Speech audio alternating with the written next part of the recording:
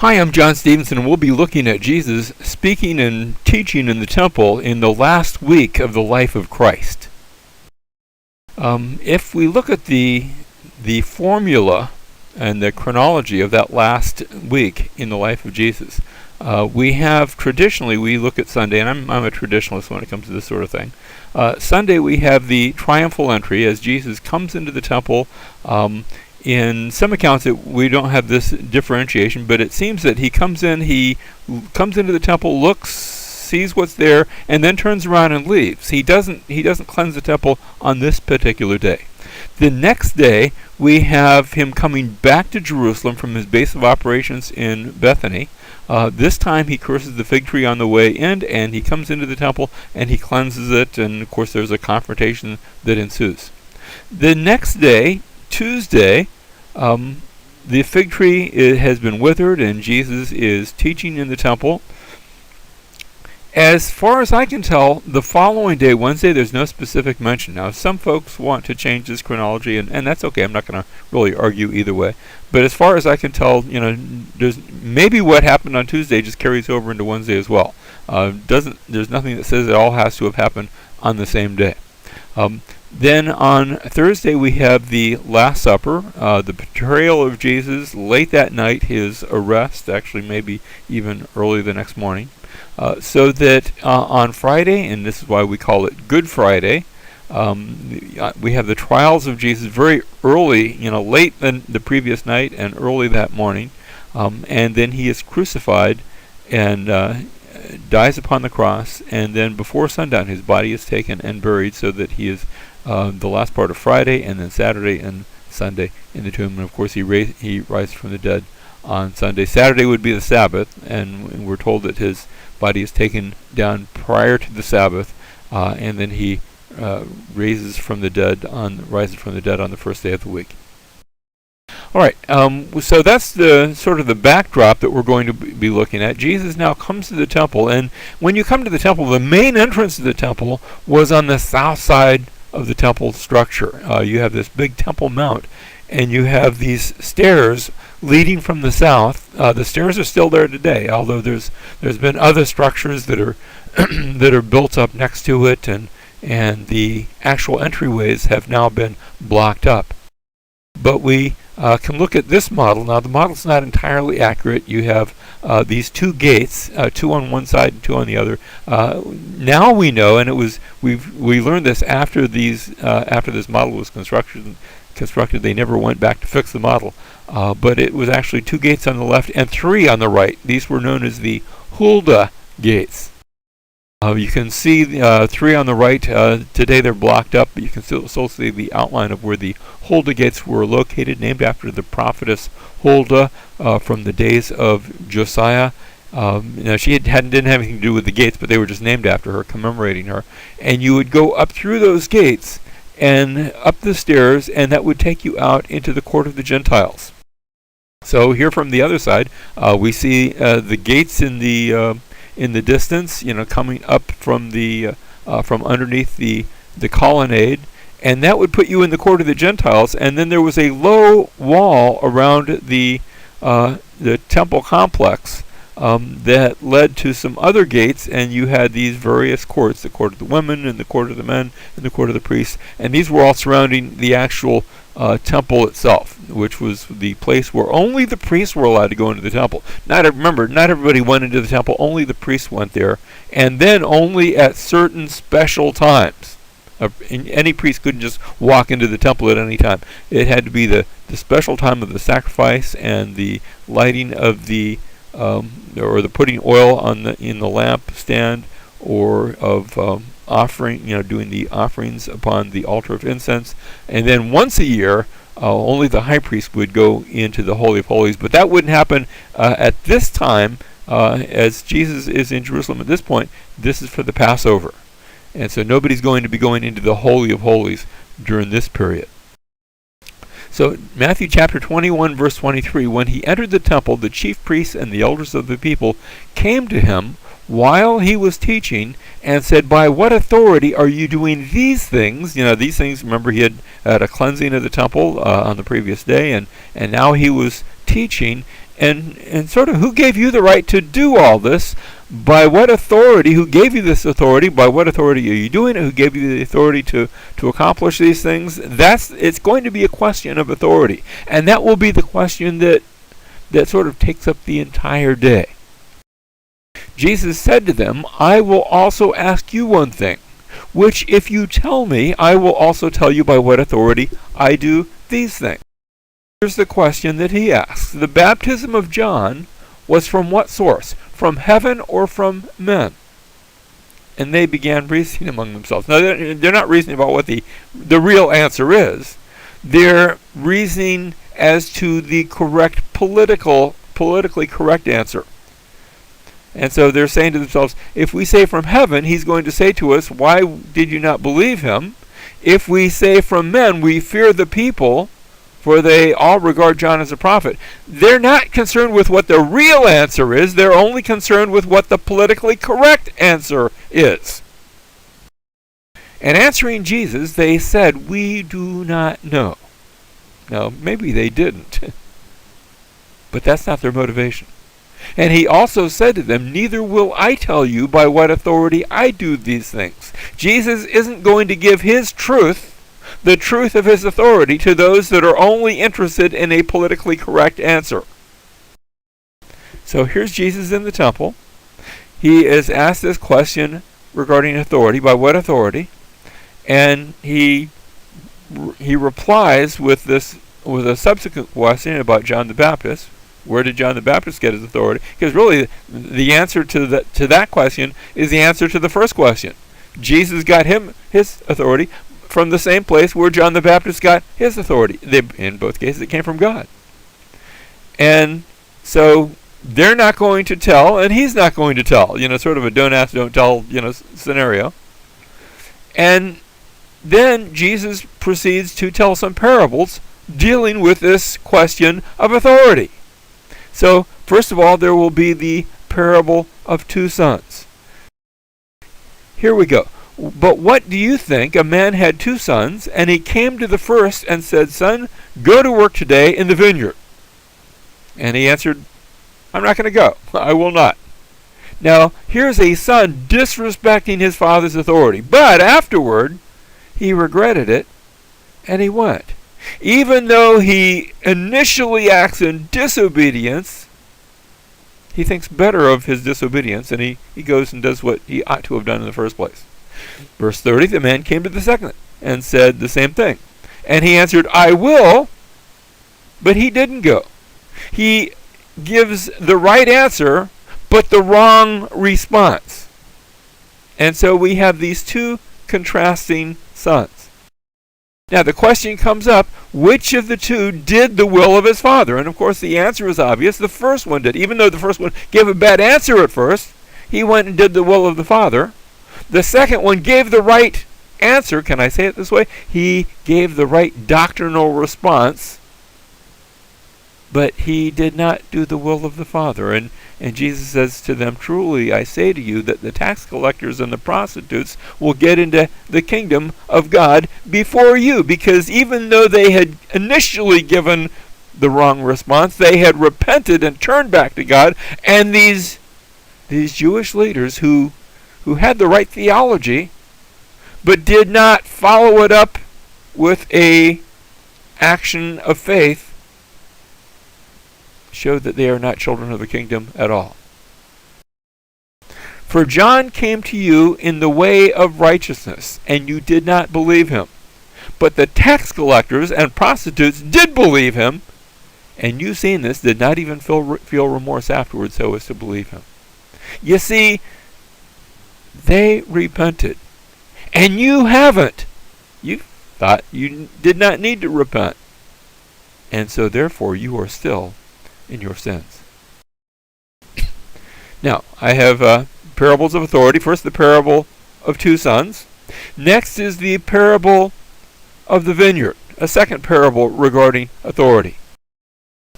In this parable, Jesus says, listen to another parable. There was a landowner who planted a vineyard, and put a wall around it, and dug a winepress in it, and built a tower, and rented it out to the vine growers, and went on a journey. And already you're supposed to say, I remember this parable. Wait a minute, this isn't original to Jesus. He's just merely transplanting. He's telling the story from a previous story that had been told way back in the book of Isaiah. Here it is, Isaiah chapter 5 and verse 1. Let me sing now for my well-beloved, a song of my beloved. This is God singing concerning his vineyard. My well-beloved had a vineyard on a fertile hill. He dug it all around, removed its stones, planted it with the choicest vine. He built a tower in the middle of it. See, all is exactly the way Jesus told it. And also hewed out a wine vat in it. Then he expected it to produce good grapes, but it produced only worthless ones. And now, O inhabitants of Jerusalem and men of Judah, you see, that's who the parable's about. Judge between me and my vineyard. What more was there to do for my vineyard that I have not done in it? Why, when I expected it to produce good grapes, did it produce worthless ones? Now that's an Old Testament parable in the book of Isaiah, Isaiah chapter 5.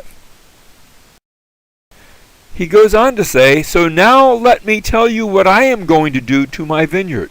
I will remove its hedge, and it will be consumed. I will break down its wall, and it will become trampled ground. And that's exactly what eventually took place in Jerusalem. Jerusalem was destroyed by Nebuchadnezzar in 586 BC.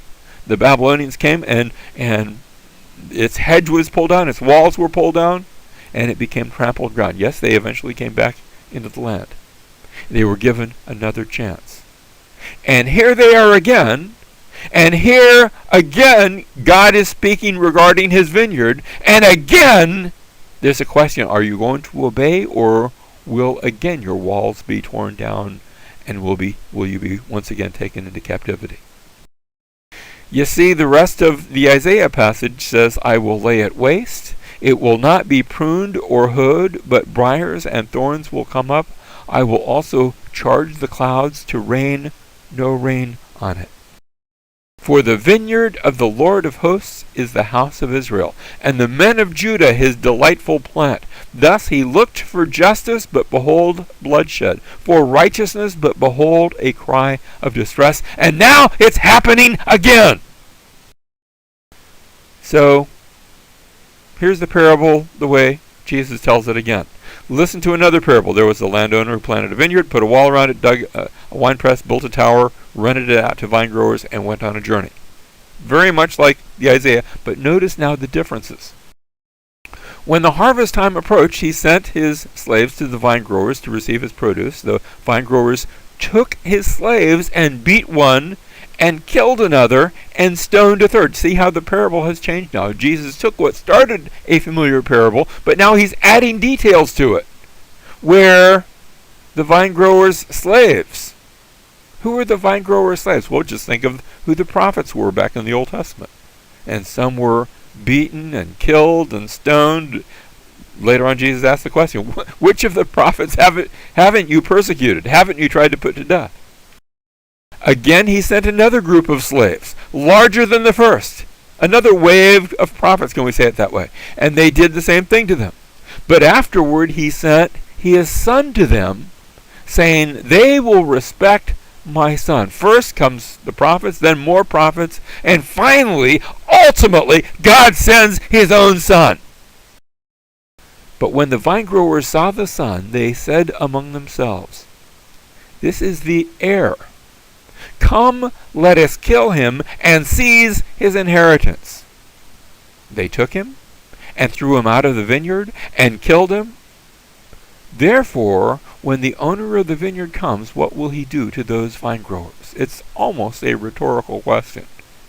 After all, he had sent slaves, he had sent other slaves, finally he had sent his son, and look what they did to his son! Murdered him in order to take the inheritance. They said to him, he will bring those wretches to a wretched end and will rent out the vineyard to other vine growers who will pay him the proceeds at the proper seasons. And that is exactly what the Lord would do. He would take those who had rejected his son He would pull down their vineyard, bring them to a wretched end, and rent out the vineyard, rent out, can I say it this way? Rent out the kingdom to others who would see him as their Lord and Savior. That is exactly what has taken place throughout history. God has taken the kingdom from those who rejected it and has given it to those who recognize him as their king. Jesus said to them, "Did you never read in the scriptures? The stone which the builders rejected." Now, I have to tell you, this is Psalm chapter 118. This was one of the Psalms of Ascent. This is a psalm they'd been singing as they came to Jerusalem on this particular Passover season. So when he says, "Did you never read? Haven't you been listening to the very song you've been singing? Didn't you ever read it? The stone which the builders rejected, this became the chief cornerstone." This came about from the Lord, and it is marvelous in our eyes.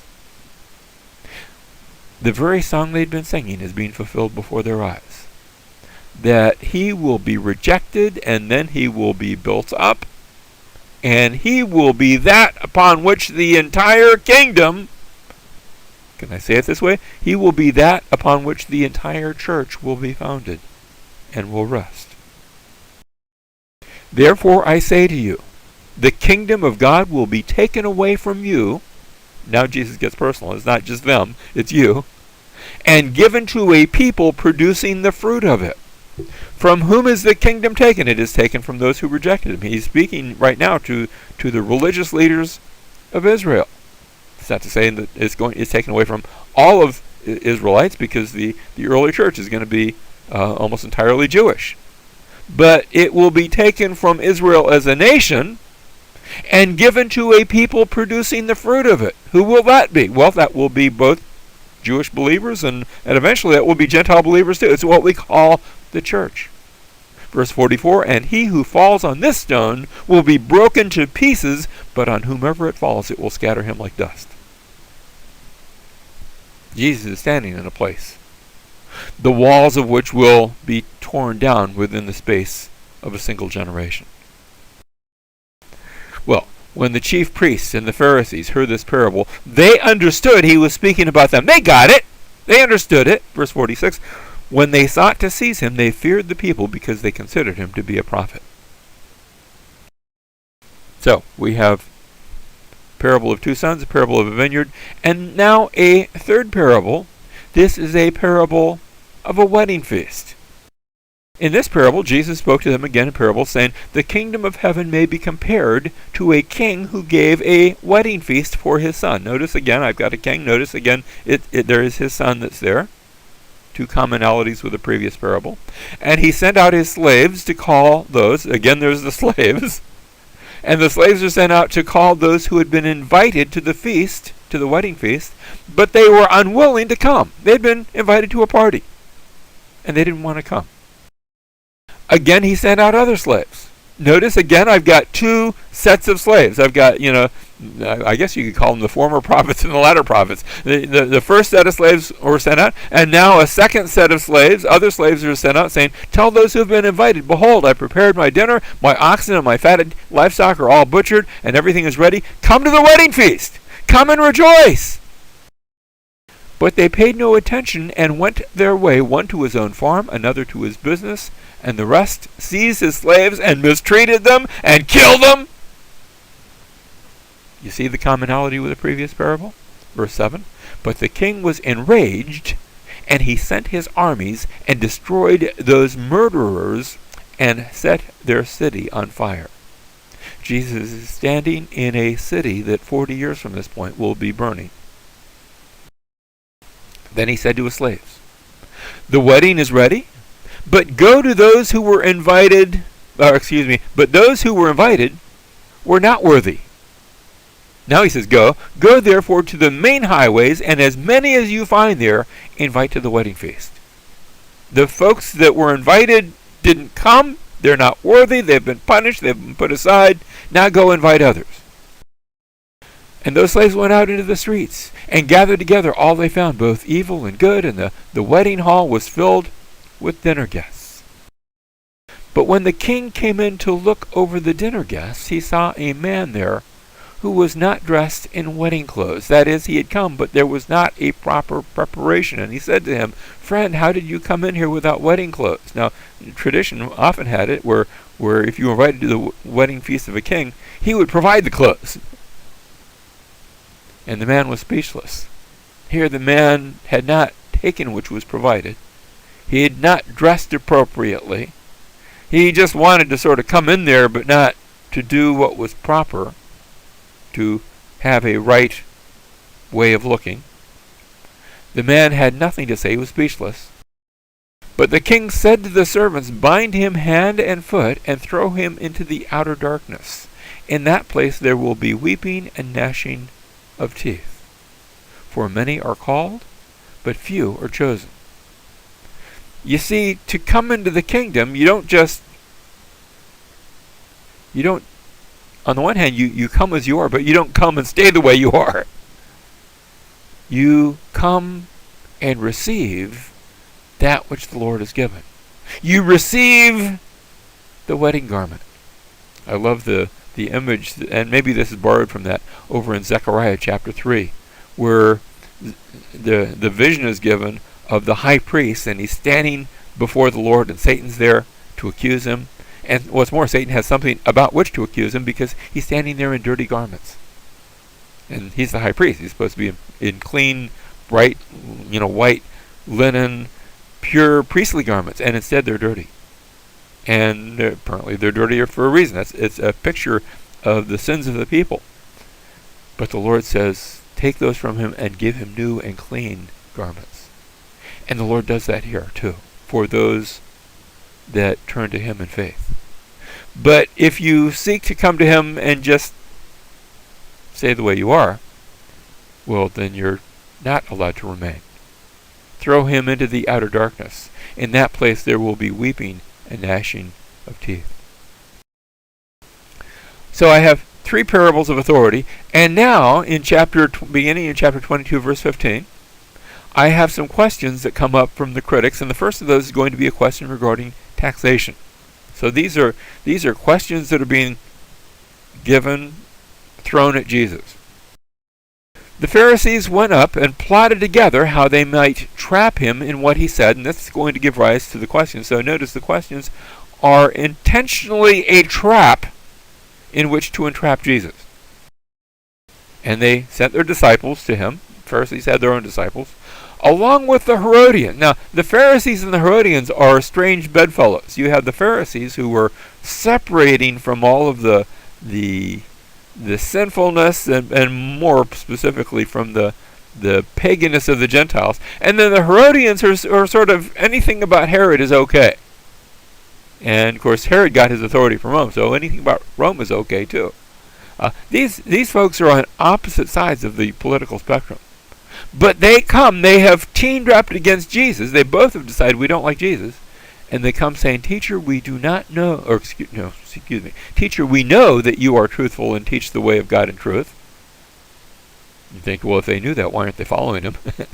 They're trying to butter him up. They're trying to give an insincere flattery in order to bring him down. "Teacher, we know that you are truthful and teach the way of God in truth and defer to no one, for you are not partial to any," which they were all of those things. Verse 17, "Tell us then, what do you think? Is it lawful to give a poll tax to Caesar or not?" Now, the poll tax to Caesar was a very unpopular tax. And so they're posing a question that will have a lose-lose situation, sort of like one of those "do you still beat your wife" questions. If he says, yes, it is lawful, then he will be unpopular with the people. If he says, no, it will not, then they are ready to go and accuse him, which they'll try to do later on. They will accuse him of telling people don't pay your taxes to Caesar, and they will accuse him before the Roman authorities. And either way, they think they have boxed him into a corner. But Jesus perceived their malice and said, "Why are you testing me, you hypocrites?" They are hiding behind a mask. That's what a hypocrite is. "Show me the coin used for the poll tax," and they brought him a denarius.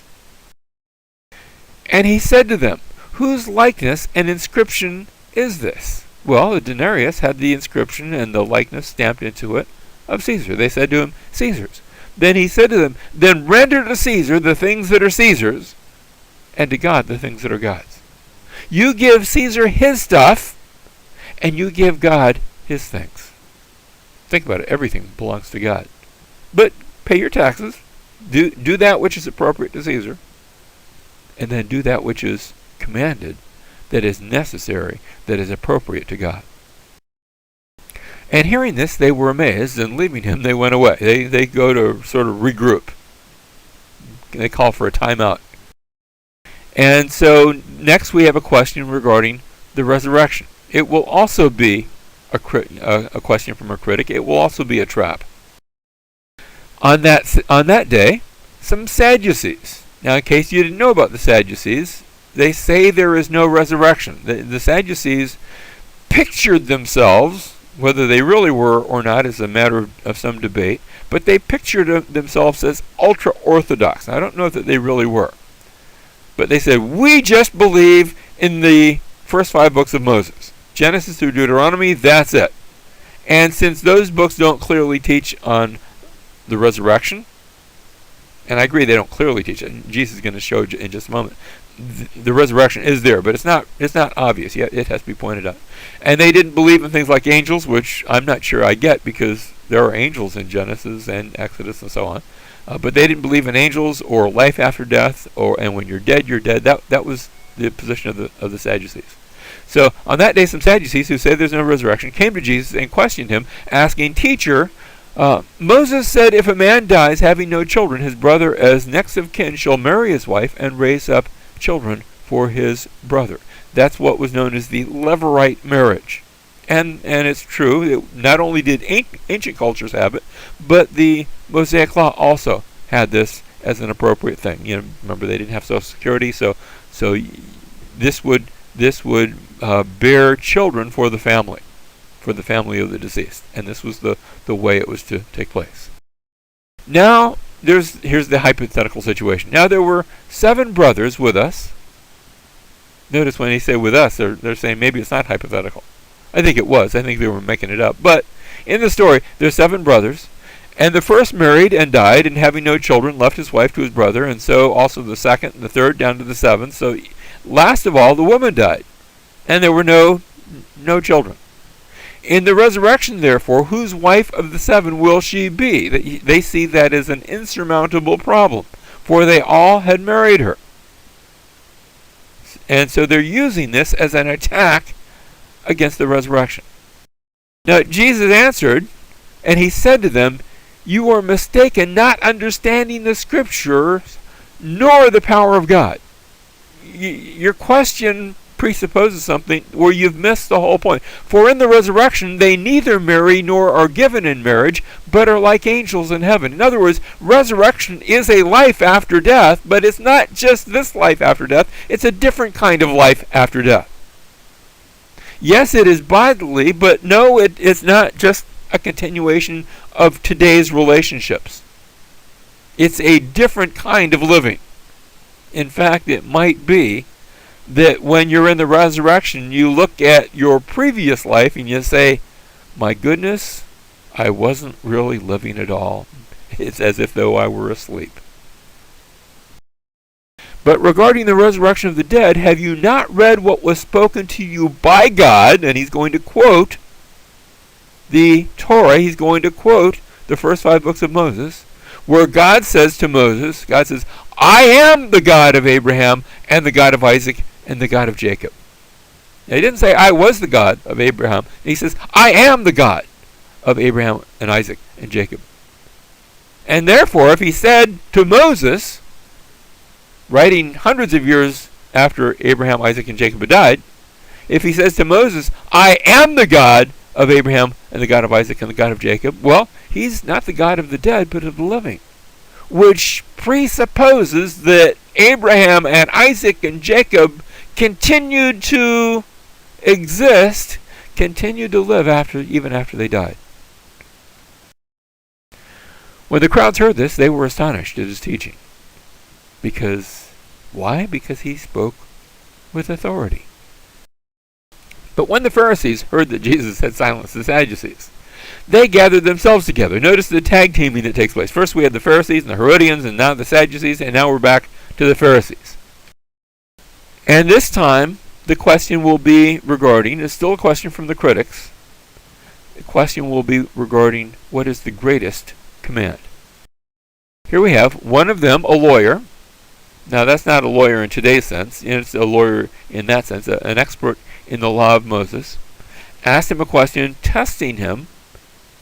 And here's the question, Teacher, which is the great commandment in the law?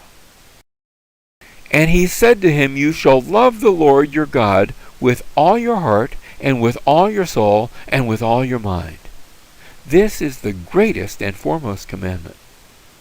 And even though he hasn't been asked this, he says, the second is like it. You shall love your neighbor as yourself. Love God, love your neighbor. Love God, love man. On these two commandments depend the whole law and the prophets. After all, you look at all of the commandments, the 10 commandments, as well as the commandments that follow, all the stipulations that follow, and they can all be summed up under one of two headings, either love God. The first 4 of the 10 commandments are all about loving God. If you love God, you're not going to build any images. You're not going to have any other gods that will be over him. You're going to keep his name holy. You're going to keep his day holy. You're going to think of him and remember him. And if you love your neighbor as yourself, you don't have to be told, don't kill him, or don't commit adultery with him, or don't with his wife, or don't steal from him, or don't bear false witness against him, or don't covet his possessions, because you won't do all those things if you really love your neighbor as yourself. So really, these 2 commandments are the 2 headstones of all the other commandments. On these 2 commandments hinge and depend and are founded all the other commandments. Finally, we have Jesus himself. We've had notice the whole section started off with a question of authority, and then we had parables about authority, and then questions from the critics. But now Jesus himself, it's his turn to finally ask a question. Here it is. While the Pharisees were gathered together, Jesus asked them a question. What do you think about the Christ? Now remember, the word Christ is the way you say it in Greek is Christ, the way you say it in Hebrew is Messiah. It just means the anointed one. What do you think about the Messiah, the Christ? Whose son is he? And they said to him, well, he's the son of David. Now they're getting that from the Old Testament. The son of David was to be the anointed one, the Messiah, the Christ. And he said to them, then how does David in the Spirit call him Lord, saying, the Lord said to my Lord, sit at my right hand until I put your enemies beneath your feet. If David then calls him Lord, how is he his son? Now, you have to understand what's going on. He's quoting from Psalm 110, verse 1. That's a psalm of David. And in that psalm, David had been speaking to the Lord, speaking to Yahweh. And the Lord, Yahweh, had said to, not to David, but he had said to David's Lord. Now that's a third person involved. Yahweh, the Lord, said to David's Lord, sit at my right hand until I put your enemies beneath your feet. Now, this brings up a question. David had been the king when this had taken place. And Yahweh, he's the Lord, he's God. But David had a different Lord. David's Lord here is the Messiah. And they understood this is a messianic prophecy, a messianic passage. How can the Messiah, who is David's son, also be described as David's Lord? Because lordship always goes chronologically downhill. That is, you are not the Lord of your parents, rather your father is your Lord, is your master. And so you're the Lord over your son and grandchildren and so on.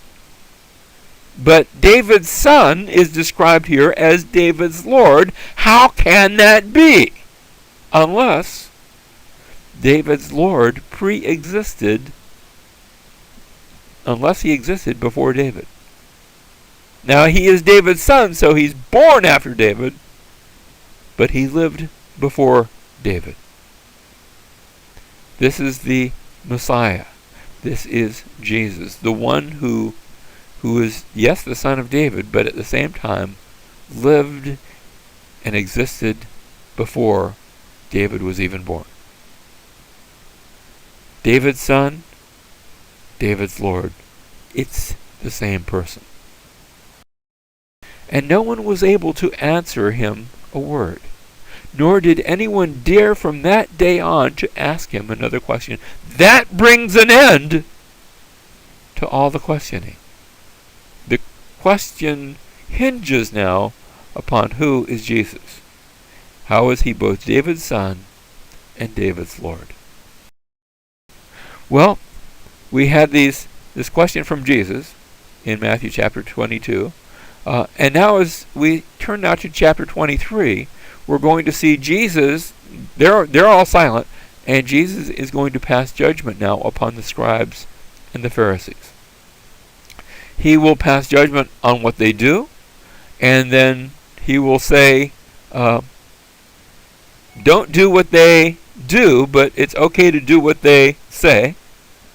And then he's going to pronounce a series of woes against them. Jesus spoke to the crowds and to his disciples, saying, the scribes and the Pharisees have seated themselves in the chair of Moses. Therefore, all that they tell you, do. And observe, because they actually had the right theology, they had the right teaching, but do not do according to their deeds, for they say things and do not do them. Don't do what they do, but it's okay to do what they say, because what they said is actually, they've got correct theology, they understand the scriptures, but they have not applied them. They tie up heavy burdens and lay them on men's shoulders, but they themselves are unwilling to move them without so much as a finger. Verse 5, but they do all their deeds to be noticed by men. Remember how Jesus had said, don't do your deeds to be noticed by men. They do their deeds to be noticed by men, for they broaden their phylacteries and lengthen the tassels of their garments. They've got all these religious rigmarole. They love the place of honor at banquets and the chief seats at the synagogues and respectful greetings in the marketplaces and being called rabbi by men. I have to admit, it's nice to be called rabbi. It's nice to be called doctor. It's nice to be called nice terms. Who doesn't like to be called? But we shouldn't be seeking that. But do not be called rabbi, for one is your teacher, and you are all brothers. Do not call anyone on earth your father, for one is your Father, he who is in heaven. Do not be called leaders, for one is your leader, that is Christ. But the greatest among you shall be your servant. I remember when I was first ordained, and I walked into the church office the next day, and the church secretary says, well, what do we call you now? And I thought about that. I said, well, how about John? That's my name. It just didn't occur to me to call for some sort of fancy title. But whoever exalts himself shall be humbled, and whoever humbles himself shall be exalted. So, notice the Pharisees, they shut off the kingdom from the people. They devour a widow's house. Now notice I put this in italics, long prayers, because that's not in all the manuscripts. But we'll include it in our chart anyway. In verse 15, they travel over land and sea to make proselytes. In verse 16, they swear by the temple, but they don't want to swear by the gold of the temple, as if one is greater than the other. In other words, they've got all these little loopholes and different ways of saying things to justify themselves. In verse 23, they tithe the mint and the julep. They've got this little mint plant, and it's grown up to be 10 inches, and they'll actually cut off an inch and give it to the Lord. But they neglect justice and mercy and faithfulness. They are so concerned with the intricate details, but they miss the big thing of justice and mercy and faithfulness. Verse 25, they clean the outside of the cup, but inside the real cup, inside themselves, they are full of robbery and self-indulgence. They are like whitewashed tombstones, full of dead men's bones, looking so nice and pretty on the outside, but there's ugliness and deadness inside. That's the picture of these Pharisaical leaders. Finally, he says they have built the tombs of the prophets. Now that's not a good thing. In other words, they killed the prophets. They sought to put them to death. And what we have, if it's true that verse 14 indeed is not in the original text, I can't say for sure either way, then I have 1, 2, 3, 4, 5, 6, I have 7 woes. It sounds a bit familiar. It sounds a bit like what I'm going to see later on in the book of Revelation, with 7 woes that are against these people. Finally, we come to verse 29. Woe to you, scribes and Pharisees, hypocrites, for you build the tombs of the prophets and adorn the monuments of the righteous, and say, if we had been living in the days of our fathers, we would not have been partners with them in shedding the blood of the prophets. But in truth, they're doing exactly the same thing. So you testify against yourselves that you are sons of those who murdered the prophets. Fill up then the measure of the guilt of your fathers. For indeed they are going to do exactly the same thing. You serpents, you brood of vipers, how will you escape the sentence of hell? Therefore, behold, I am sending you prophets and wise men and scribes. That's what had been happening all throughout the Old Testament. But it's not done yet. Some of them you will kill and crucify. Some of them you will scourge in your synagogues and persecute from city to city, so that upon you may fall the guilt of all the righteous blood shed on earth, from the blood of righteous Abel to the blood of Zechariah. That is, from one end of the Old Testament to the other end of the Old Testament, the son of Berechiah, whom you murdered between the temple and the altar. From first to last, you have become guilty of all. Truly I say to you, all these things will come upon this generation. And within a generation, within 40 years, the very place where Jesus is standing would be destroyed by the Romans. The people would be slaughtered, and those that survived carried off into captivity. Jerusalem, Jerusalem, who kills the prophets and stones those who were sent to her. How often I wanted to gather your children together under the way a hen gathers her chicks under her wings, and yet you were unwilling. Notice that the heart of Jesus is not angry. There is the wrath of the Lord, but oh, he wishes that they would have instead turned to him. He cries over Jerusalem. He weeps over Jerusalem. Behold, your house is being left to you desolate. For I say to you, from now on you will not see me until you say, blessed is he who comes in the name of the Lord.